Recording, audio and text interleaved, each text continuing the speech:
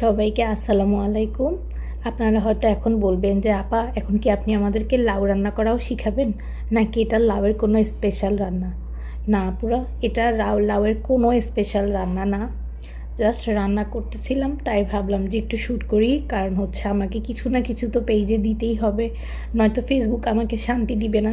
কেন ভিডিও দিচ্ছি না, কেন ছবি দিচ্ছি না, এটা তো আমার চাইতে বেশি তাদের চিন্তা।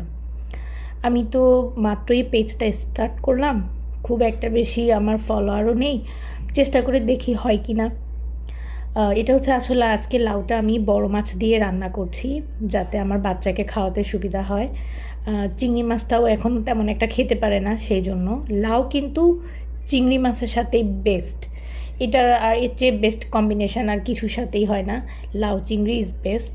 বাস আজকে মনে হলো যে একটু ভিন্নভাবে খাই, লাউ চিংড়িটা তো সবসময় খাই, তাই বড় মাছটা একটু লবণ মরিচ দিয়ে ভেজে নিয়ে কাটা ছাড়িয়ে লাউয়ের সাথে দিয়ে আজকে রান্না করতে যাচ্ছি। আর এখন যেহেতু শীতকাল শেষের দিকে প্রচুর টমেটো পাওয়া যাচ্ছে, লাউয়ের সাথে বেশি করে টমেটো দিলে একটা টকটক ভাব আসে, আমার ভীষণ মজা লাগে এই টকটক ভাবটা। আর রান্না শেষে একটু রসুন আর পেঁয়াজের বেরেস্তা তো লাউয়ের টেস্টটাকে জাস্ট অন্য লেভেলে নিয়ে যায়, তাই না? এরপর দিয়ে দিব অনেকগুলো ধনিয়া পাতা। এই তো সবাই যেভাবে লাউ রান্না করে আমিও সেভাবেই করলাম। সবাই ভালো থাকবেন, দোয়া করবেন।